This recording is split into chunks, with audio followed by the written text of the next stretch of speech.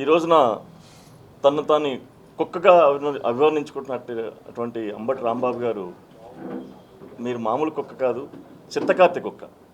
దేనికంటే ఈ రోజున మనం చూస్తూ ఉంటే సమాజంలో అంటే కుక్కల్నే అంటే విపరీతమైన అంటే మనుషులకి హాని చేస్తున్నాయి, ఏం చేయలేక ఈ రోజున మాట్లాడుతున్నాం. అలాంటిది పిచ్చి కుక్క, చిత్తకార్తె కుక్కని గుంటూరు మున్సిపల్ కార్పొరేషన్ వాళ్ళు ఎప్పుడో బోన్లో ఎక్కించగలుగుతారు.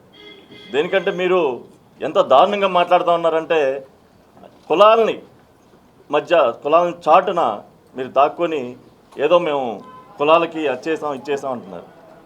మా జనసేన పార్టీ స్థాపించిందే కులాలను కలిపే ఆలోచనతో, మతాలను గౌరవించే ఆలోచనతో. ఒక సిద్ధాంతపరమైన పార్టీ జనసేన పార్టీ మా అధ్యక్షుడు పవన్ కళ్యాణ్ గారు స్థాపించారు.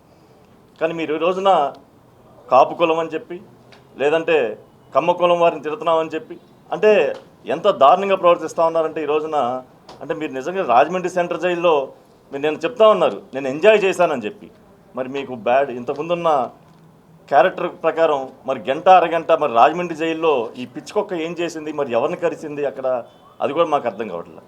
అంటే ఇంత దారుణంగా మీరు ప్రవర్తిస్తూ ఉన్నారు అంటే సమాజంలో మీరు గతంలో సిద్ధం సభలు పెట్టి మా అధ్యక్షుడు పవన్ కళ్యాణ్ గారి ఫోటోలు, చంద్రబాబు నాయుడు గారి ఫోటోలు, లోకేష్ గారి ఫోటోలు పెట్టి గంజాయి బ్యాచ్తో కొట్టించారు. అంటే ఇది అసలు ఏం మాట్లాడుతున్నారు?